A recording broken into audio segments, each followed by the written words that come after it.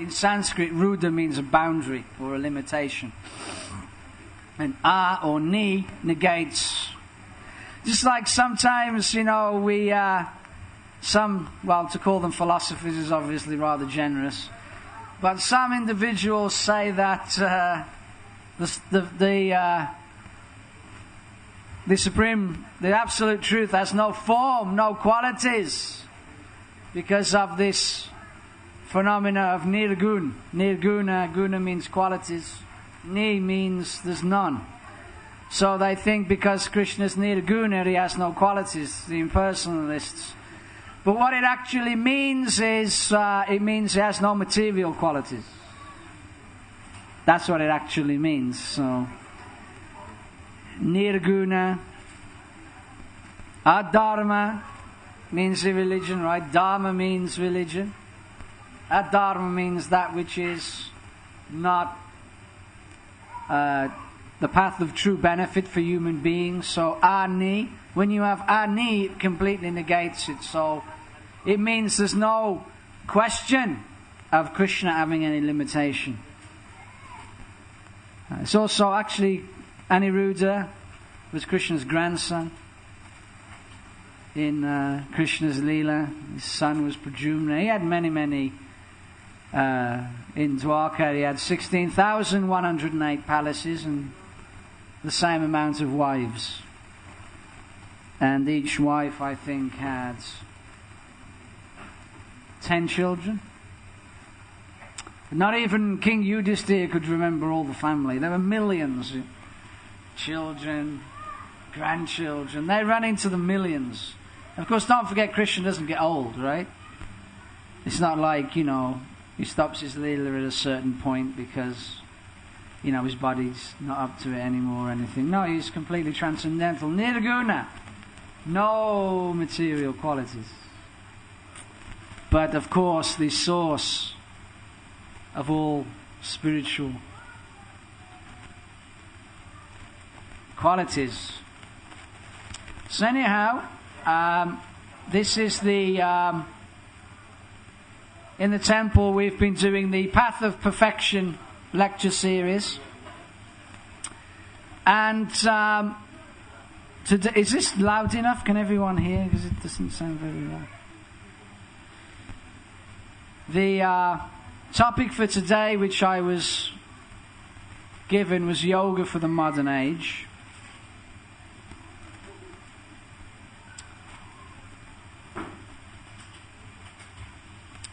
So therefore, for this discussion, to facilitate this discussion, we will read from the Srimad Bhagavad Gita as it is. Chapter number 2, which is entitled the Contents of the Gita Summarized.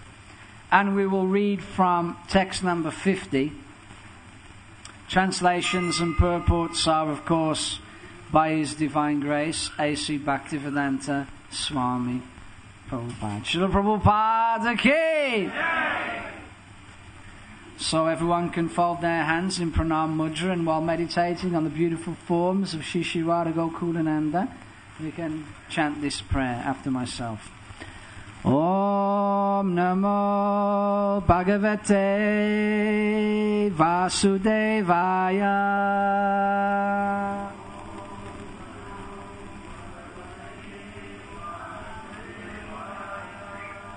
Om Namo Bhagavate Vasudevaya.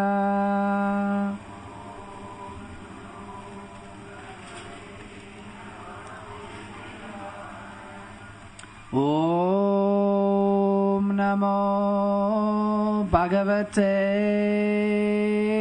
Vasudevaya.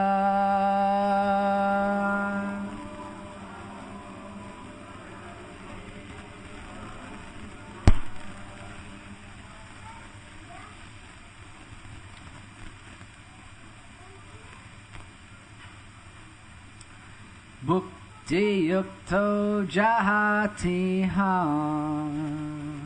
ube shukrita duskrite tasmad yoga yayujjasva yoga karma sukaushalam. Translation. A man engaged in devotional service rids himself of both good and bad reactions even in this life. Therefore, strive for yoga, which is the art of all work. Everyone can repeat this verse, the words of Lord Krishna. A man engaged. Okay, let's look alive. Enthusiasm is the key to spiritual understanding. A man engaged in devotional service rids himself of both good and bad reactions even in this life.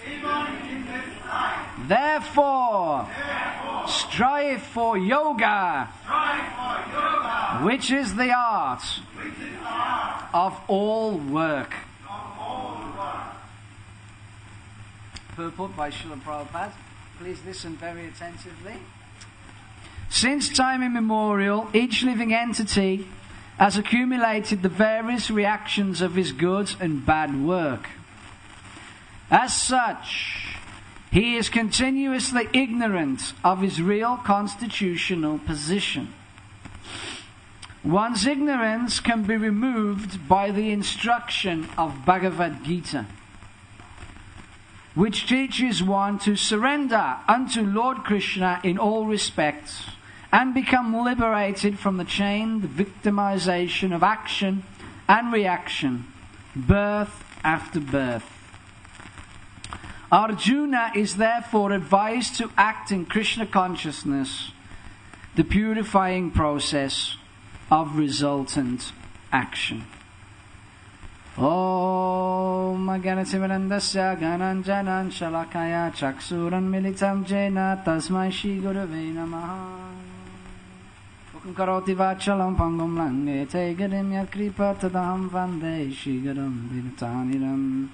Nama Om Vishnu Padaya Krishna Prastaya Bhutale Srimati Bhaktivedanta Swaminiti Namine. Namaste Sarasvati Devi Gauravani Pachanire Nirvisesha Shunyavadi Pastichade Shatanire Shri Chaitanya Manobhistam Stapitam Jena Bhutale Swayam Rupakaramayam Dadati Swavadantikam Vandeham Shri Guru Shri Parakamalam Shri Gurun Vaishnavamscha Shri Rupam Sagrajatam Sahagana Raghunatham Vitam Tam Sajivam Sarvetam Savadutam Parijina Sahitam Krishna Chaitanya Devam Shri Radha Krishna Padan Sahagana Lalita Shri Vishaka Anvitanscha. Hey Krishna Karuna Sindhu Dinabandho Jagatpate Gopesha Gopika Kanta Radha Kanta Namostute Tapta Kanchana Gaurangi Radhe Vrindavaneshwari Vrisabhanu Sute Devi Pranamami Hari Priye Vanchakalpatarubhyascha Kripa Sindhuvayevacha Patitanam Pavanebhyo Vaishnavebhyo Namo Namaha. Jaya Shri Krishna Chaitanya Prabhu Nityananda Shri Advaita Gadadha Shivasari Gaura Bhakta Vrinda. Everyone, Hare Krishna, Krishna Krishna, Hare Hare, Hare Rama, Rama Rama, Hare Hare. So yoga for the modern age is the requested theme. So very interestingly, it's probably a good idea if we begin by discussing what these two words actually mean. Yoga, for example, everybody's heard of yoga. Is anybody in this room not heard of yoga? Everybody's heard of yoga, right? But the question is, what actually is it? Is yoga performing some bodily gymnastics on Wednesday night in the local community centre with the idea of improving the physical condition, losing a bit of weight, gaining more energy? Of course, this physical aspect of this practice might be beneficial, but is what that yoga really is it? I mean, what does the actual word yoga mean? Who knows what the actual... Perhaps if you know, we can let... what does the actual word yoga actually mean? Who knows what it actually means? I mean, do we realize we're actually practicing yoga? How many people come into Bhaktivedanta Manor and come up to us and say, do you do yoga here? Our entire life is yoga. But you won't catch us standing on our heads, generally. So, what does the word yoga actually mean? Connection. Any other ideas? Linking up with the Supreme. Anybody have any other ideas? Anybody disagree with that? Yeah, yoga is an exercise in which we will get the mental peace, physical and spiritual. Okay, so that looks like there's a whole package involved there. You get the best of... Yet it is a fact that we, at this moment in time, are made up of 3, you can say, constitutions, isn't it? We have a material body, which is pretty obvious, right? And what's that material body made out of? It's made out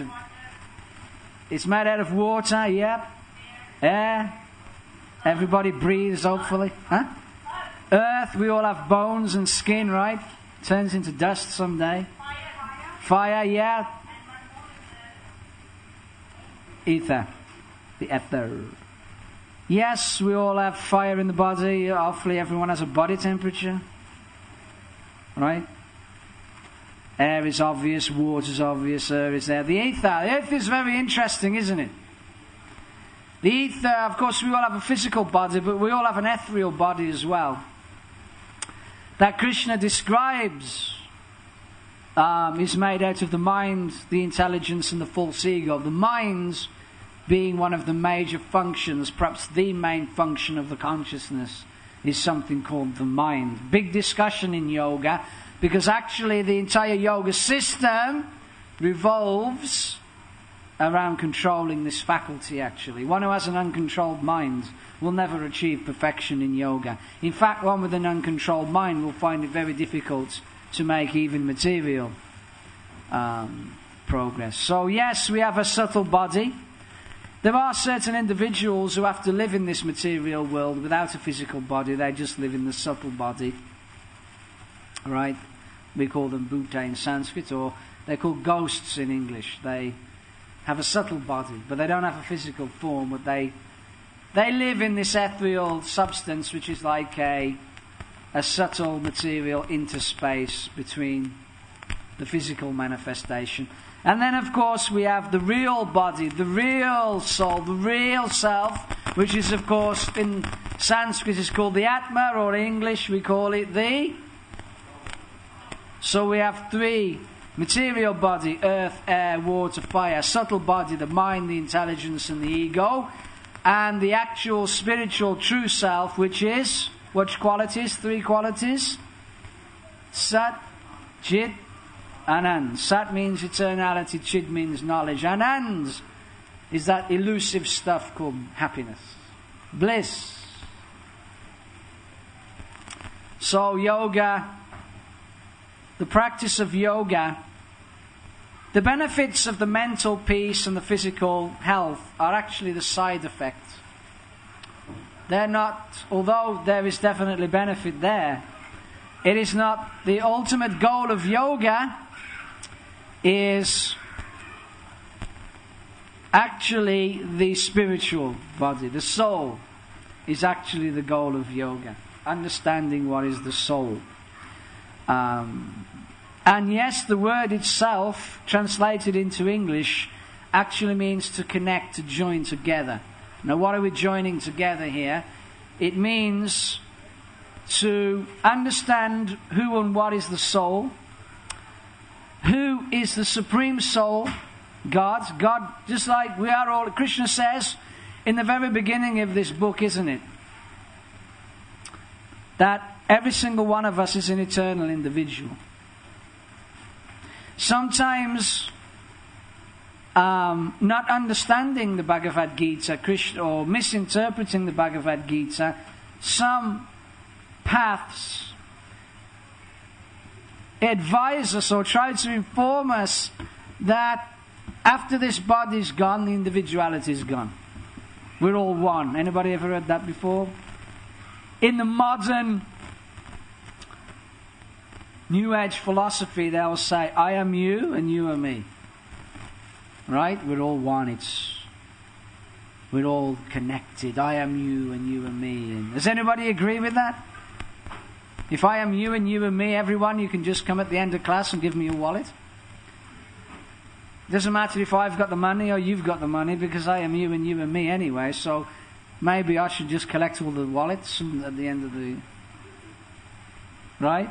You see, we might hear this philosophy, but hardly anyone ever follows it, because you can't. Right? I'm not you and you are not me. Right? If you've got an earache, if my knees are aching, which they're not, do you feel it? No. We're all individual, Krishna says.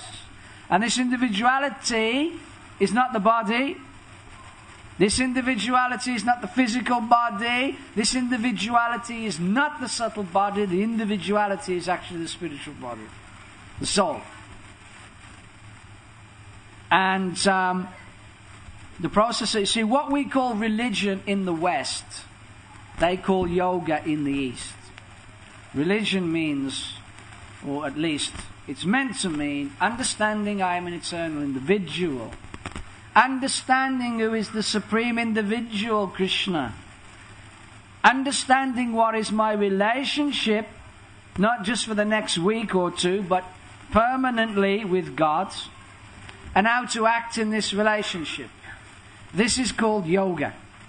Now, there are different varieties of yoga, just like there is the Astanga yoga, or the Sat Chakra yoga, isn't it? Where the Asta means what? 8. Anga means the limb. A limb, actually. Like Gauranga. A name for Krishna is Gauranga. In his avatar of Chaitanya Mahaprabhu means one who has golden form. His anga, his forms, his arms, his body is golden. Appearing like a golden, transcendental golden mountain. So there are different. The first process of this Astanga yoga is called asana. Of course, we all need to be in a good asana. We all need to be in a good position. Just like right now, everybody is sitting in front of Lord Krishna. You're at Bhaktivedanta Manor, the home of Lord Krishna. You're in Krishna's living room. You have access to the holy name. You have access to Krishna's prasadam. You have access to Krishna's devotees. You have access to Krishna's holy book. This is a very good asana, isn't it? It's a very good position to be in. In fact, A.C. Bhaktivedanta Swami Prabhupada used to say, used to teach the devotees, and still does through his books and his lectures that we still have, that the kirtan, the chanting of the holy name of Krishna, is the safest place to be in the material world. So what better asana, what better position could you have than this information? And then, of course, after that, there's pranayam and dharayan and all the different, up until samadhi, all the different processes. Of course, pranayam is good for the body and the mind, but unfortunately, you will not go back to the spiritual world simply by pressing your nose. It is not going to happen. Because the idea of steadying the mind is samadhi, means steady mind. Why do we want samadhi? It's so we can fix it on something, right? You steady the mind so you can engage it. Because the mind always has to be engaged. Some yoga teachers say you have to stop thinking, stop the mind, stop desires, but you can't. Because that's who you are. There is a false ego, of course, but there is also a real ego. And that means we always are desiring something. We're always thinking about something. We're always willing, desiring for something, isn't it? If you desire to have no desires, it's still a desire, isn't it? In essence, still. So the idea is that we achieve this frame of mind to fix it upon Krishna. And this is really the teaching of the Bhagavad Gita. Everybody's heard this word Krishna consciousness, isn't it? This is actually the International Society for Krishna Consciousness. Srila Prabhupada, throughout his commentaries to this book, the crest jewel of all spiritual wisdom. Why is this Bhagavad Gita considered the crest jewel of spiritual wisdom? Why? Anybody know? Because it comes from India? But it doesn't come from India. It comes from Krishna. When Krishna appeared in India, India didn't exist. It wasn't called India. It's called something else. So they think that Krishna's Indian is a misnomer. It's not correct. He's not Indian. He's God. Aham bija pradapita, Krishna says. It doesn't say, where in the Bhagavad Gita does Krishna say I'm a Hindu God? Where? Nowhere, because it isn't. Hindu is not Sanskrit even. Right? Aham bija pradapita. 5,000 years ago, that tract of land we now call India was called Bharat. It wasn't called India. So Krishna not Indian. Now we think it's Indian because now that tract of land, some thousands of years later, we call it India, and therefore everything comes from there must be Indian, including Krishna, including the Bhagavad Gita. Well, there's a difference between spiritual and Indian. Right? Transcendental means this spiritual place where Krishna lives is beyond any material place, including Watford or Bombay or Hertfordshire or UP or wherever it may be. Huh? This is simply a material designation. Aham bija pradapita. Aham means me. Bija means what? What does bija mean? The seeds. Aham bija prada. What does prada mean?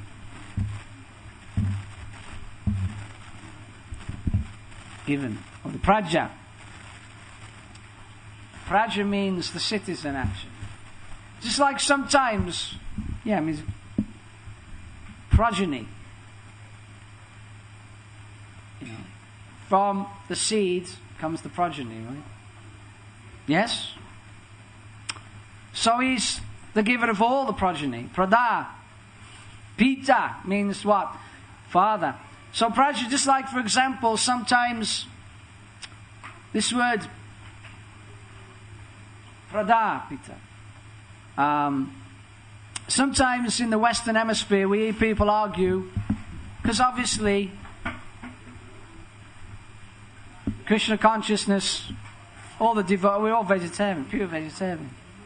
So sometimes people argue that, well, God gave us dominion, isn't it? Has anyone heard of that before? God gave us dominion over all the kingdom, the animal. Which means He has granted us with a higher level of consciousness and therefore a higher level of intelligence than the animal kingdom. Therefore we have dominion over. Has anyone heard this concept before? Christian concept. Yes? Right. So first thing is, He's given us this higher consciousness, but are we actually using it? Right? That's the first thing. So it's like, for example, the animals eat and sleep and mate and defend. If all we do is use this higher consciousness to eat, sleep, mate and defend, then according to the Vedic scriptures, we're no better than the animal. You might be eating in a restaurant that's revolving around the top of a building, and the dog might be eating off the floor in the alley, but the enjoyment is the same, right? You may be sleeping in a big four-poster bed in an elaborate residence. The dog is sleeping next to the dustbin, or the cat is under the edge, but when you are asleep, you are asleep. You do not know where you are. So therefore the dog is enjoying the same as you. Only difference is the dog doesn't have to work 50 or 60 hours a week like an ass to achieve it. Now there's nothing wrong with working, but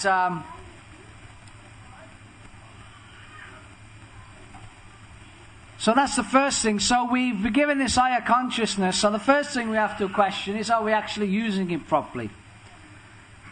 The higher state of consciousness in human life is not meant so, we think because, the animals are eating off the ground and we're eating in a big posh restaurant, we think we've made advancement in human life, isn't it?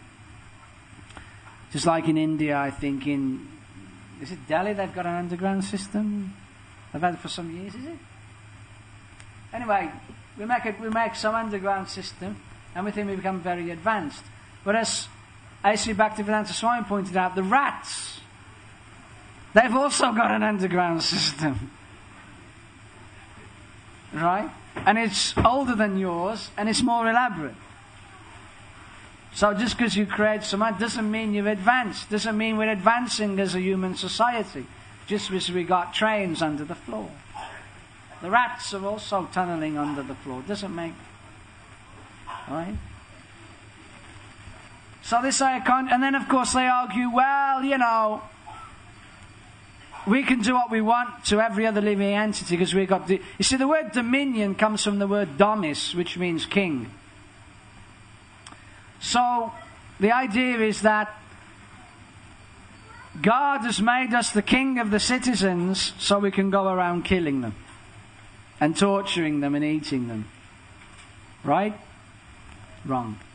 Do you think that all merciful, loving God, who according to that doctrine loves us all so much, has made every living entity, not just, this Krishna says everybody, doesn't just say the manusya, the man.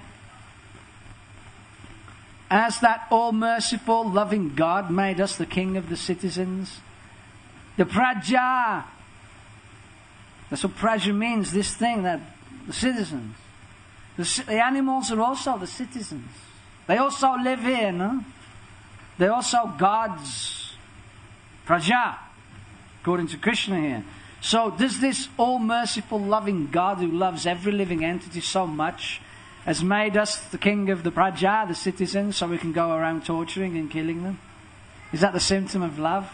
Is that the symptom of compassion? Is that the symptom of mercy? I don't think so. Right? So that's the prajaham bija prada pita.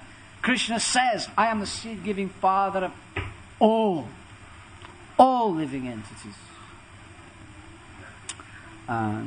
Therefore, the process of yoga is given by God. It's mentioned in the Srimad Bhagavatam. Dharmam tu shakshad bhagavat pranitam. Dharma means dharma. Right? Our eternal occupation. What you're doing now is not eternal. Anything based on this material body is not eternal. My job, my family, my possessions. It's all based on the body, which is temporary. Dharmam tu shakshad. Shakshad in Sanskrit means direct. Something that is direct. Dharmam tu shakshad bhagavant pranitam. Given. So it means that the real system of religion, or a genuine system of yoga, or in other words, one that's actually going to work, one that's actually going to give you the correct definition of what yoga is, and what the goal of yoga is, and the process of how to achieve it, is dharmam tu shakshad bhagavat pranitam. It is given by Bhagavan only. A genuine system of yoga is given by God, is not man-made. That's called aparushaya. Aparushaya means that information that has come from a divine source. Just for example, the Bhagavad Gita, why is it the crest jewel of spiritual wisdom? Because it's shakshat, it's dharmam tu shakshat. It's given directly by Krishna himself. So one may argue with that, but the point is you have to take a leap of faith, otherwise you will never know. Right? You will never know. Dharmam. So that's the first thing. Yoga, therefore, can be described as a spiritual system which is given to humanity for understanding the Atma. Understanding who is the supreme Atma, who is God, who is Krishna. Understand who is God. That's the real goal of yoga, to understand who is God. And when we've reached this understanding, to act in that understanding, because that understanding is on the spiritual platform. Now our understanding is on the material platform. I understand I am white. I understand I am Indian. I understand I am black. I understand I'm 45 years old. I understand that, I'm an accountant. I understand that I have a family. All this understanding is on the material platform. So, the real thing is, when we understand on the spiritual platform, it means we understand the eternal nature. Because Krishna is eternal, we're all parts and parcels of Krishna, which means we are co-eternal with Him. So it means we live forever. This is the whole point. The real person doesn't end at the time of the body. So if we're going to live forever, a very good question to be asking ourselves, very good question to be asking Krishna, God, is what are we going to do forever? Because when you die and you go and you don't know what to do, you're going to be in trouble. Big trouble. Right? So therefore, real yoga means to begin that understanding, to begin that activity, and to begin that preparation for our eternal life. Again, in the West they call religion. In the East, they call it yoga. So that's what yoga is. It is a system of spiritual progress for the understanding of our relationship and activities with God, given by God's Lord Krishna Himself. That is yoga. Just like at Bhaktivedanta Manna, there are different types of yoga, and the different types of yoga are usually designated according to the type of practice. Just like Jnana Yoga means perhaps someone is trying to understand intellectually. Right? Ashtanga Yoga means someone's trying to understand, accept and understand this process by the eightfold yoga system of mysticism, mystic yoga. Of course, at Bhaktivedanta Manna, as mentioned by Lord Krishna, we follow a very high form of yoga. And that is called Bhakti Yoga. Now, what does Bhakti mean? Any girls here got the name Bhakti? Bhakti is means love and devotion in essence. Like Bhakti Vedanta Manna. Everybody comes to Bhakti Vedanta Manna. Do we actually know what Bhakti Vedanta Manna means? Bhakti means love and devotion. And Vedanta, what does Vedanta mean? Literature, yes? The end of... Veda means knowledge. Just like the Bhagavad Gita is considered one of the most important books in the Veda. Veda means knowledge. And what does it mean again? Srila Prabhupada would often give a very simple example. Just say, for example, you go to a store and you buy an appliance for your home. A hoover or a pressure cooker or something of that description. Now, with that appliance, you'll receive a manual with the purchase, isn't it? You'll receive a manual with the purchase which tells you what the product does, what its function is, what buttons to press, how to operate it, what it's for, its use, its purpose. Yes? So the Veda, a simple understanding of what the Veda is, it is a manual which is again Dharmam tu Shakshat Bhagavant. Shakshat Bhagavat. It's a working manual given by God for humanity, for the human form of life, to explain to us what this thing is, what this human life, what this body is, what it's meant for, what its purposes is, and what you can achieve with it, what you can do with it. Just like, for example, in the Western world now, the Ayurveda is becoming popular, isn't it? Ayurveda, the science of natural health and medicine. In the Veda, everything is there. Art, war, politics, drama, dancing, cooking, warfare. Said that even the Germans, they used this body of knowledge to create battle strategies and bombs and all sorts of things. Even in Germany now, there's one very prominent Sanskrit university, school. I don't know the name. But, so, Bhakti Vedanta means that love and devotion to the Supreme Personality of Godhead is the end of all knowledge. It is the result of all knowledge, the end of all yoga. Bhakti Vedanta. That once we've accepted a body of knowledge, once we've understood this body of knowledge from God, means that love and devotion to the Supreme Lord should be the conclusion of your realization. Bhakti Vedanta. The process again is called yoga. Bhakti yoga therefore means we are in a relationship with God with love and devotion. And of course, if you looked up the word love in an English dictionary a couple of 100 years ago, it would have meant something you actually did.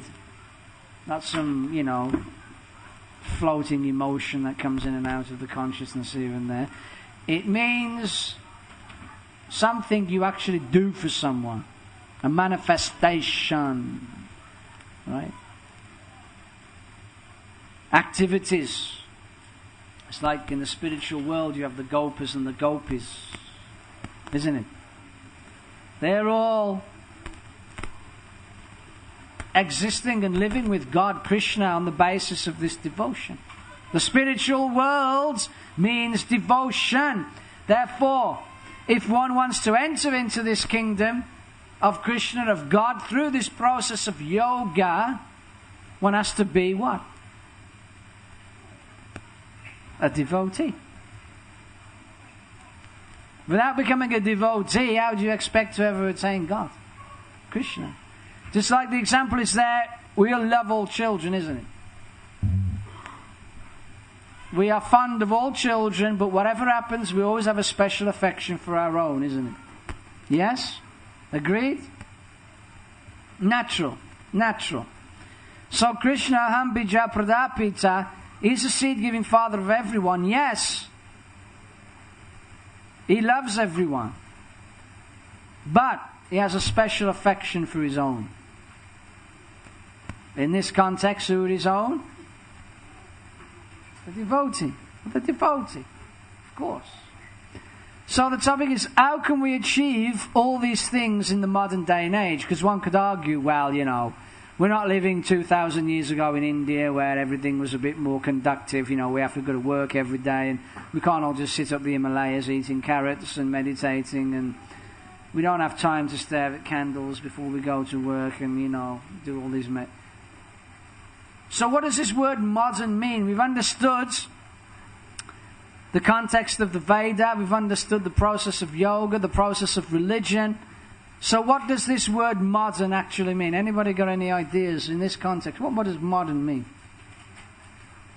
We're taking this process, we're taking this aim of human form of life, by the process which is called yoga, given to us by Krishna, to understand who we truly are, to understand who he truly is, to understand our eternal relationship, which is the ultimate destination for every living entity, the source of all knowledge and happiness for every living entity. And we put it into a context called modern. What does this word modern actually mean? Sorry? Deformed? Oh, reformed. Beg your pardon. Reformed? You can say it's reformed. Modern, yeah, things. Generally, if someone says this is modern, up-to-date stuff, this is really the latest jazz, that means it's all been reformed and packaged and presented. The cutting edge gear here. Any other ideas? Reformed is a good one. Well, we talked about this body of knowledge called the Veda. And we can simply put that any sphere of activity outside the context of real knowledge is called modern. Modern has always existed. Any period, any phenomena, any phase of activity that is outside of Dharmam tu Shakshat Bhagavan is called modern. That's what modern means. So what we're doing here, reformed. So what's Krishna doing? He's giving us a yoga system, a perfect yoga system that is applicable to all living entities at all times, but is particularly suitable for us in this Kali Yuga. That's another name for modern. In this modern, or this particular day and age, which is called Kali Yuga. And that yoga system is so perfect, so pure, so powerful. Because why? It is given by Him. That anyone who practices it will achieve perfection. Krishna says you have to have faith. How many times do people come in and say, I have faith in Krishna? What it means is, I have faith He'll make my business grow. Maybe He will. Doesn't mean you're liberated. Doesn't mean you're a yogi. Just because Krishna's blessed you with wealth, health and a long life does not mean you're going back to Him. Don't make that mistake. Because that's different. He can give you anything material. That's not a problem for Him. He can give you a whole universe to yourself if you want. It's not a problem for Krishna. He can give you anything you want. What we ask for is insignificant. Dhruva asked for a whole planet. Krishna says, no problem, you want? Okay, it's called the pole star. He gave him the pole star. This is this planet. You can have this planet. It's your planet. It's worth more than the latest vehicle. It's worth more than any amount of money you can hope for. It's a planet. It's a celestial planet. And not only is it a celestial planet, it is the topmost planet in our universe. It's described in the Vedic literature how the pole star is at the top and all the other planets. Of course, in the West, they think the planets are sun. The stars are all suns, but according to the Vedas, they're all planets. And all these different stars, they hang from the pole star like a chandelier. They come down. So the pole star is at the top. So we gave Dhruva Maharaj, his devotee, yes, you can have this planet. Not a problem for him.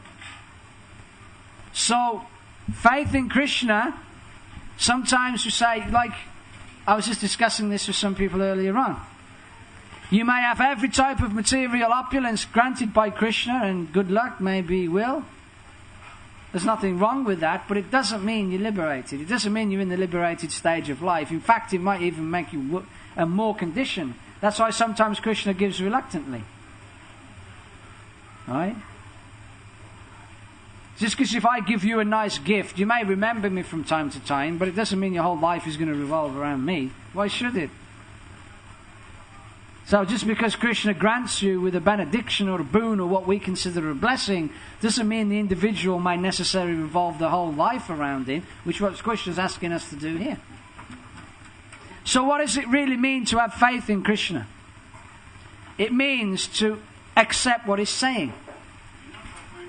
If Krishna says, chant Hare Krishna, you'll come to me, real faith means it'll happen. Krishna says it. Dharmantu Shakshat Bhagavat.